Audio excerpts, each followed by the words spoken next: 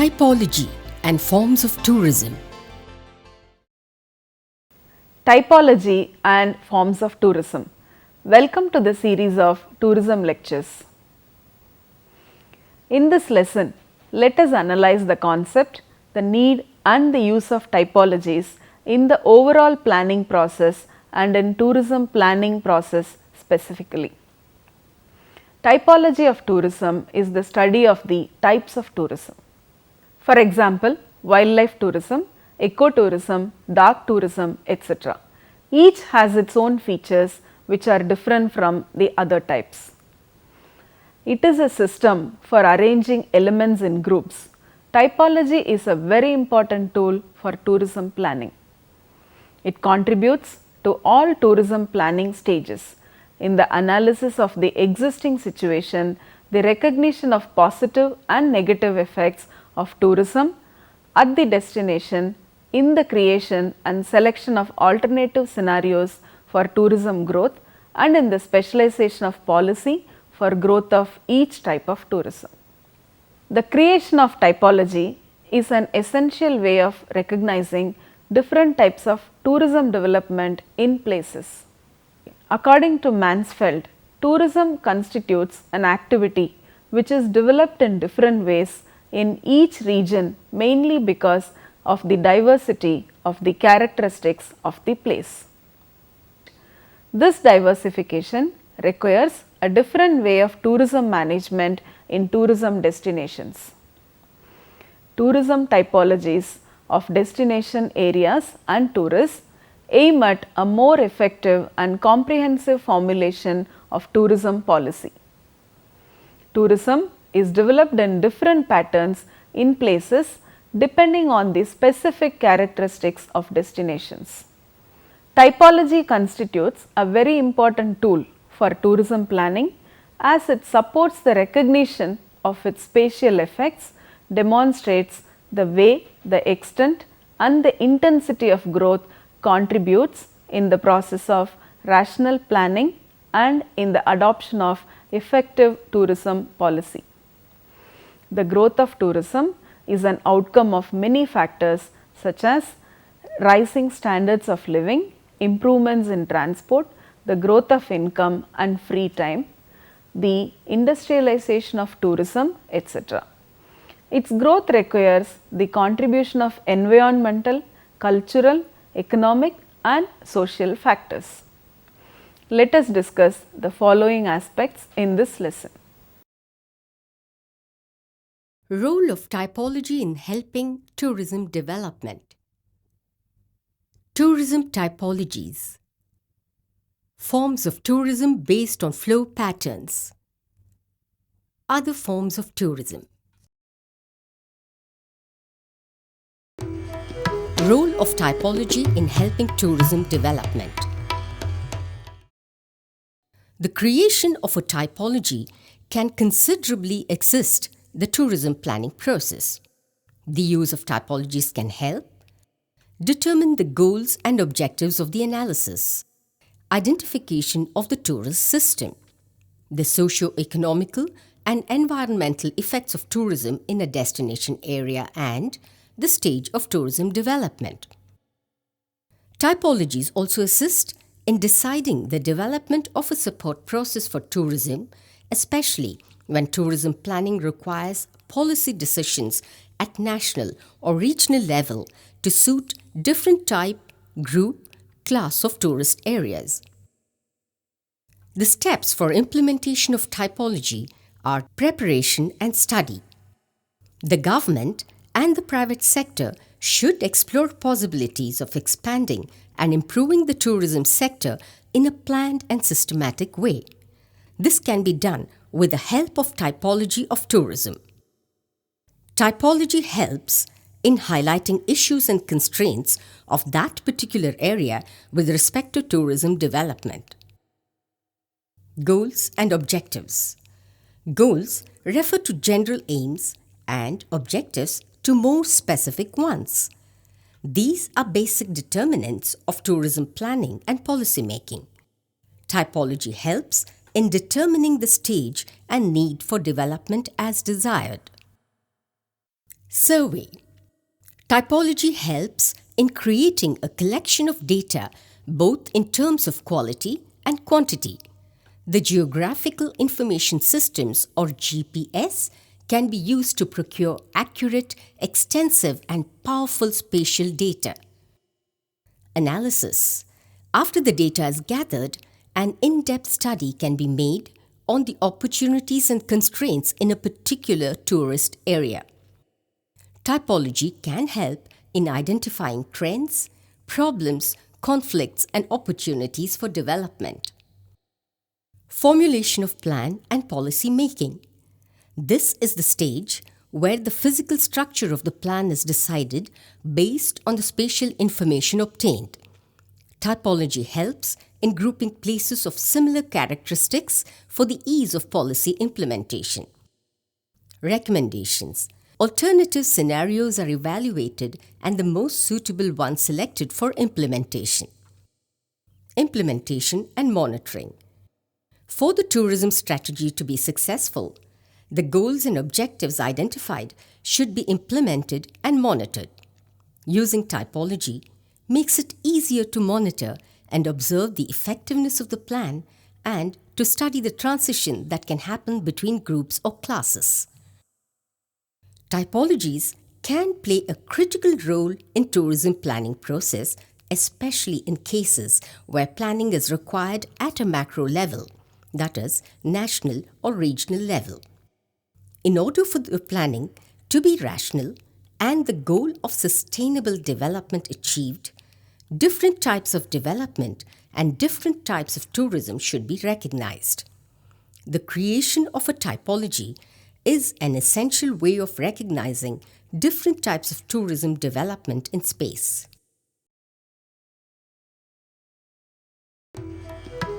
Tourism typologies. Tourism types. Tourism is influenced by a number of factors including the place, duration, season, attractions, distance, socio-economic aspects, purpose, and sociological aspects. Let us discuss them now. On the basis of origin and destiny. Tourism is not limited within the boundaries of a nation. Tourists may travel to a foreign country or within their own borders. The following types of tourism are finding the tourist flow patterns within a national boundary. Incoming tourism. In this category are included the tourists received by a certain country from other countries, the latter being the native country of the tourist. Outgoing tourism. There are many people of a country who go abroad. Outgoing tourism comprises tourists normally residing in a country and going abroad. Internal tourism. The inhabitants of a country travel occasionally to other places within their national territories. This may be called internal tourism. On the basis of movement patterns. The tourists stay in a place for a long time or they travel simultaneously and spend little time in various tourist places. On the basis of how the tourists spend their time, the following distinctions can be made. Residential tourism. Residential tourism comprises those tourists who have a holiday period of over 1 month and spend it in one specific tourist place. These tourists choose the quieter and peaceful places with a mild climate. Residential tourism usually takes place in a peak season, that is, the highest point of the total demand. Seasonal tourism. Seasonal tourism comprises those tourists who have a holiday period of not more than 1 month. These tourists also remain in one specific place for not more than a month. The main point of the difference in the residential and seasonal tourism is the time factor. Roving tourism. There are certain categories of tourists who travel throughout their holiday period. They travel from places to places and never spend more than 5 nights anywhere. They are continuously on the move. Their purpose of travel is different from those of residential and seasonal tourists. They are most widespread in spring and autumn. On the basis of the seasonal character, there are various factors influencing the mass tourist flow during a particular season. Some of the incentives for travel are of a sporting nature, depending on natural conditions, the seasons, or hunting, fishing, winter sports, etc. There are also religious festivals, fairs, arts and music festivals, trade fairs, exhibitions, which attract tourists during a particular season. The following types of tourism belong to this category. Winter tourism. In most of the European countries, this tourism takes place in the month of December or March. Winter tourism has two prime incentives: the search for snow and the search for sunshine. Summer tourism. Summer tourism takes place during the summer holidays. The main incentives for this type of tourism are sunshine and sunbathing, preferably in the sea. In the European countries, it is a very varied type of mass tourism. It has low average quality than that of other seasons. Circumstantial tourism. It is a localized tourism attracted by traditions, festivals of religious, artistic, sportive nature and folklores, etc. Forms of tourism based on flow patterns. On the basis of incentives, there are various incentives which generate the tourist flow patterns. Therefore, tourism may be classified as follows. Recreational tourism. Tourists who wish to devote their holidays to rest, to recuperate their physical and psychological well-being, and who wish to refresh themselves when tired are included in this category of recreational tourism. These type of tourists want to see new things, know new people, their history, art and local customs, and explore their natural surroundings. Pleasure tourism or leisure tourism. It includes those tourists who leave on holiday for a change of climate out of curiosity, to relax, see something new, enjoy good scenery, unfamiliar folklore, the quiet and noisy modern tourist centers. Visiting sea beaches and waterfalls is a good example of this type of tourism. Sporting tourism. This tourism is motivated by the wish to practice or witness sports. In this case, there are big sports meets like the Olympic Games, the Continental or World Skiing, football, hockey, boxing championships, etc., which attract to the country not only the sportspersons concerned, but also thousands of followers and other interested people. There are winter sports, natural sports, mountain climbing, trekking, hiking, sailing, golf, hunting, fishing, canoeing, water skiing, and skating, undersea fishing, dancing, beach games, mini golf, hydrocycling, and the various indoor amusements which offer fun and diversion. India is a place for interesting sports. Polo is played at the important clubs in the principal cities of India. Skiing in the Himalayas, golf courses, yacht clubs, trekking, sunbathing, and water sports are some of the specialities in the field of sports. Beaches of Goa and Kovalam are unique for Sybarites. Business or technical tourism. Business tourism implies not only the professional journey of an industrialist, but also all journeys which include visits to fairs and exhibitions, or for technical achievements which awaken a rather general interest among people who have nothing in common with the profession in question. The inclusion of business journeys in tourism is also due to the fact that businessmen behave not only as consumers but also, often during their free time, as real tourists by profiting from the attractions offered by the country of visit. On the basis of socio-economic aspects of demand, tourism can again be classified on the basis of economic aspect of demand. Self-financing tourism. It includes the tourists who use their own means to fund the demand for travel. All the incoming, outgoing, and internal tourisms belong to this category.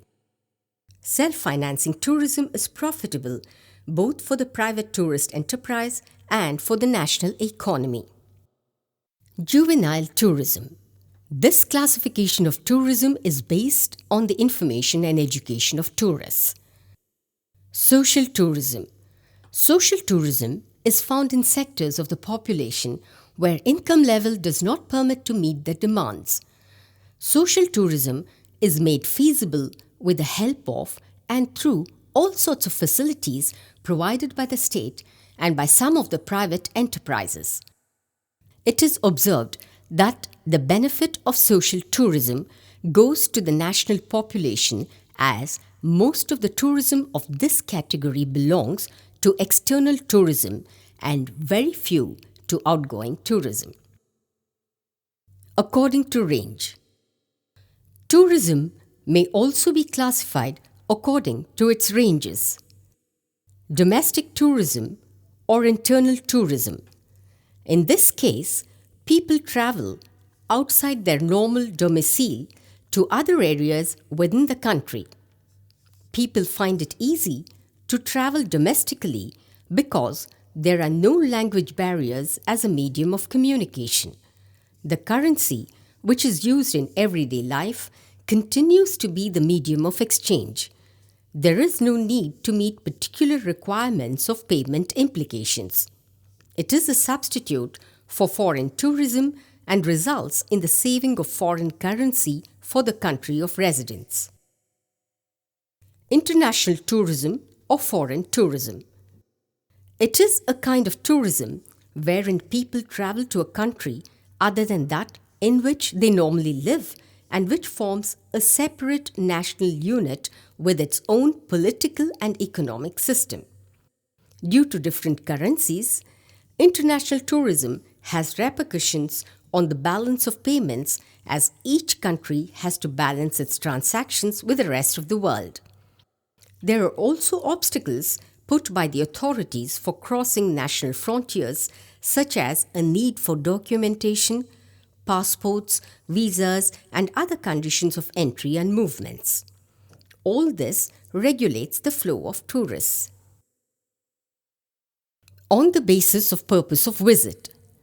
Tourism can also be classified on the basis of purpose of visit of the tourists. Holiday tourism. There is now a significant demand recorded by the tourist industry for active holidays, both national and international. In holiday camps, a great majority of people showed a desire for a physical recreation, and there was strong correlation between good behavior and sports participation. It is seen that optional vacation planning improved attitudes towards physical activities both during the holiday and on returning home. People have a great interest in hobbies and exciting holidays. Family walks on common vacation, as well as camping and any of the family tourist recreations are valuable. Business tourism. This is about people visiting on businesses, which we have already discussed. Common interest tourism. It includes tourists with other specific purposes for their journeys and is sometimes subdivided further into visits to friends and relatives, study tourism, religious tourism, and miscellaneous purpose tourism. On the basis of sociological aspects. Some other terms have been often applied more or less discriminately to tourism in particular, such as mass, popular, and social tourism, to which it is desirable to attach more precious meaning at the outset. Mass tourism. When large number of people participate in tourism, it is called mass tourism. It is essentially a quantitative motive and is based on the proportion of population participating in tourism or on the volume of tourist activity. Popular tourism. It is a qualitative motion and by its nature, it may give rise to mass tourism. It denotes activities meeting with a wide acceptance by people because of their attractiveness and availability. The acceptance by people may be as it meets their needs or tastes and its availability at a low price. Social tourism can also be classified under this category, which we have discussed already. Forms of tourism. There are various forms of tourism. The different forms are based on the duration, the number in the party, and the economic effect of tourism. These varied forms can be categorized as follows. According to the number in party, this distinction is based on how the individual elements of the trip are bought by the tourists. Individual tourism. Individual tourism is the case when a person or groups of persons leave on a journey for which they themselves establish the destination and programs and which can at any time be freely altered. The tourists move about individually or as a member of the groups, irrespective of the way they travel and the stay is arranged. Transportation, accommodation, and other elements are arranged separately either by the tourist himself directly with a carrier, hotel, or other suppliers, or through a travel agent for the individual or the family themselves. The individual or the family themselves take care of ensuring such provision or services as they might need. This is also known as independent travel. Group tourism. Group tourism or organized collective tourism or inclusive tour is where the tourist buys a trip for which he is unable to distinguish the prepaid cost of his fare from the cost of accommodation and other elements. It is also known as a package tour. The tourist may move about as an individual or as a member of groups according to a particular agreement entered into. Thus, in this form of tourism, a travel agency offers to anyone interested against payment of an inclusive sum, participation in a journey to a destination and following a program and timetable fixed in advance for an entire group. The participants do not have to concern themselves with anything, all the provisions and services being assured by the organizer.